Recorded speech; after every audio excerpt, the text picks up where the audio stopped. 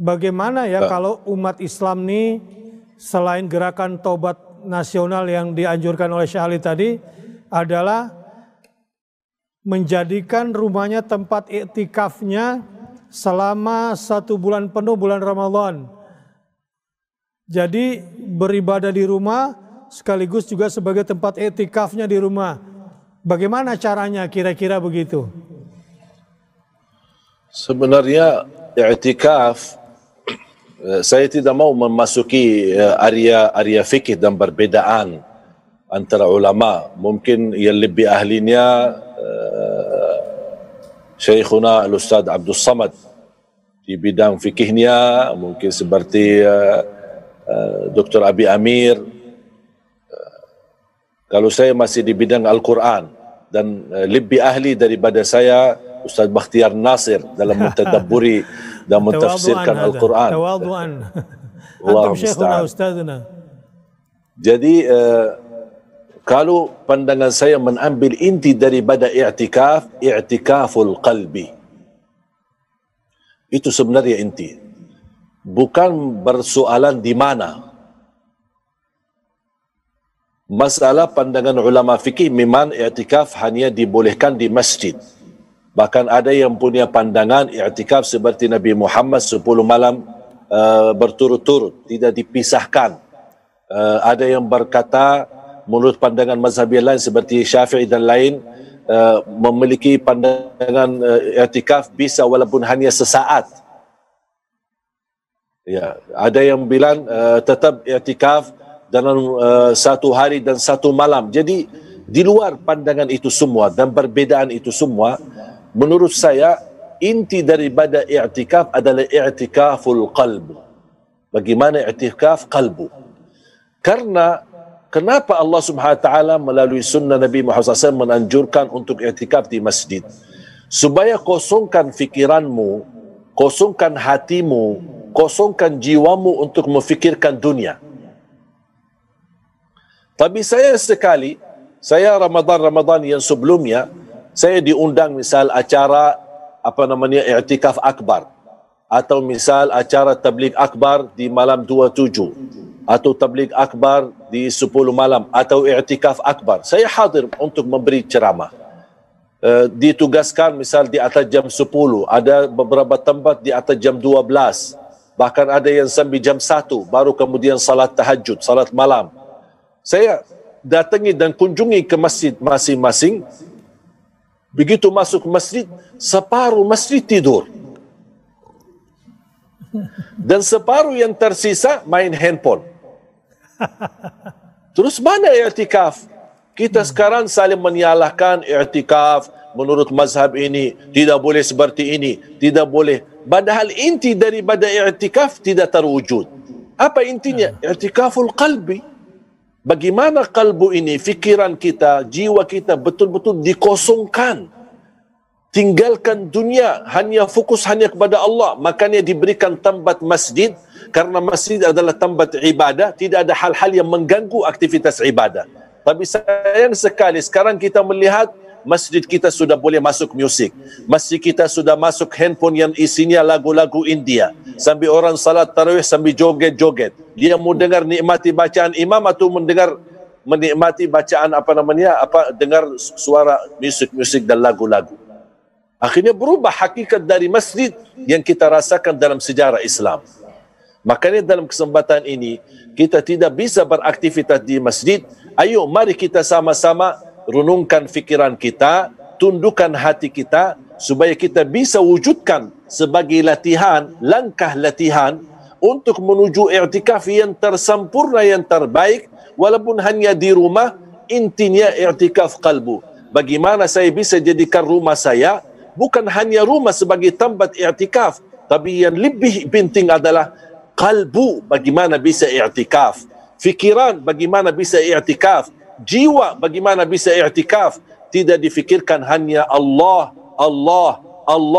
Al-Quran, Nabi Muhammad sallallahu alaihi wasallam, dan kita selalu menggunakan dan berjuang untuk mendapatkan ridha Allah Subhanahu wa taala. Mudah-mudahan melalui kesempatan ini kita melatih diri di rumah untuk berlumba-lumba meraih i'tikaf qalbu, wa huwa khuluwul qalbi minad dunya wa ma fiha. Bagaimana kosongkan kalbu dari dunia dan segala isinya. Tidak memfikirkan, tidak berbicara apa-apa dalam dunia ini. Kita betul-betul menunjukkan i'tikaf yang sempurna sebagai latihan kita. Tahun ini di rumah, mudah-mudahan tahun berikutnya di bulan suci Ramadan, kita sudah belajar bagaimana i'tikaf yang hakiki di rumah kita, kita bisa terapkan nanti di tahun depan, tapi di masjid kita insya-Allah. Masya Allah. Saya jadi ingat surat Al-Anbiya ayat 52 nih, Syekh Ali. A'udzu billahi minasyaitonir rajim. Idz qala li abihi wa qaumihi ma hadhihi at-tamathilul lati antum laha akifun. Ini barangkali yang saya maksud tadi tentang i'tikaful qalb. Ya. Bahwa ayahnya Ibrahim dan kaumnya berhadapan dengan at-tamathil. Jadi yang saya dihadapi sebetulnya al-asnam, tapi diungkapkan dengan at-tamathil bi zahirihi la yadhkur asma al-aliha. Nah, katanya dalam tafsir Syekh At-Tantawi di sini, akifuna minal uquf bimakna al-mudawama wal mulazama. Jadi mereka berlama-lama di depan patungnya sudah dianggap beriktikaf. Nah, boleh jadi kita yang berada di masjid dahulu, kenapa disuruh beriktikaf di rumah? Coba deh, iktikaf kolbunya diperkuat lagi karena mungkin dulu di masjid juga masih banyakkan tidur sama main HP. Nah, sekarang coba fokus lebih menghadap Allah Subhanahu wa Ta'ala dalam menjalankan iktikaf ini, sehingga seluruh rumah kita menjadi bagian area ibadah kita untuk mengingat Allah Subhanahu wa Ta'ala. Jangan sampai kita berada di masjid tetapi hati kita menghadap berhala dunia, berhala gadget yang kita tidak bisa terpisah dengannya. Bukan Quran yang menjadi pegangan utama kita, tetapi ada yang lain.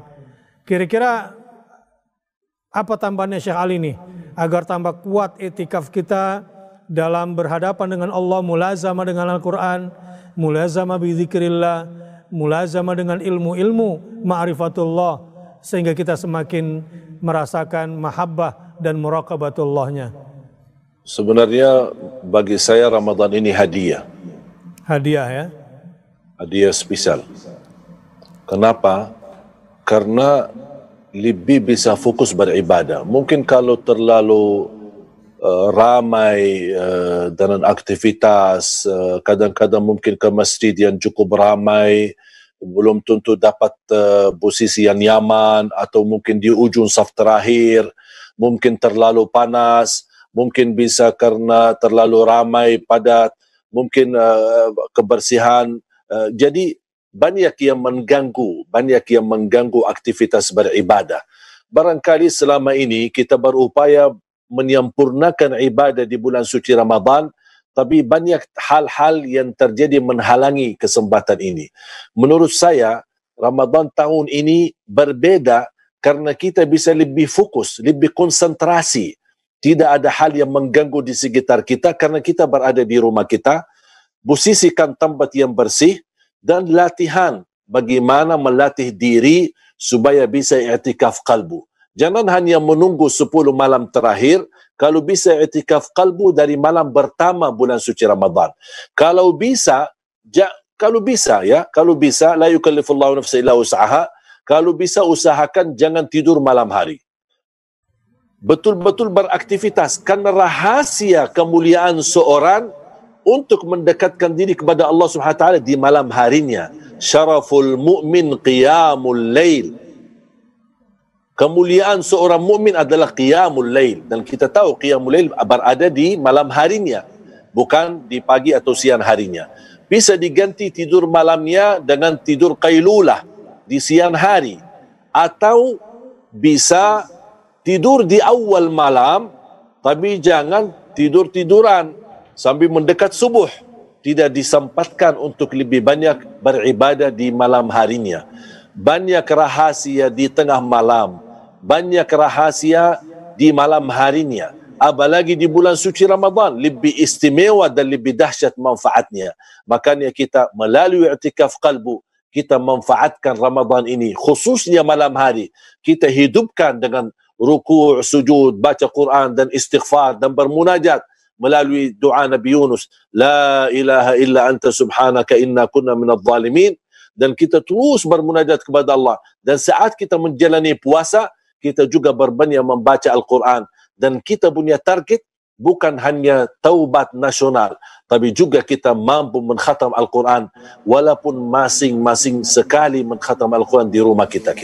Dan insyaAllah saya punya niat, insyaAllah mulai malam pertama Ramadan atau hari pertama Ramadan jam 13 siang hari, saya akan pimpin khataman Al-Quran secara live untuk jamaah, mulai dari kita setiap hari mengambil satu juz di kurang lebih 40 sampai 50 minit, kemudian sisa mengambil kesimpulan dari satu juz ini, apa yang kita bisa belajari.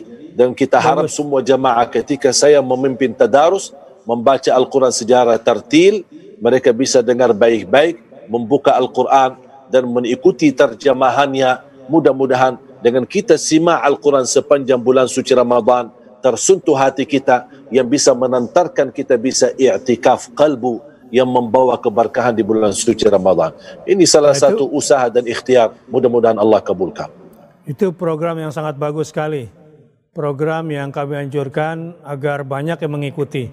Itu sangat tepat sekali, Syekh Ali. Allah yubarik fikum. Insyaallah, amin.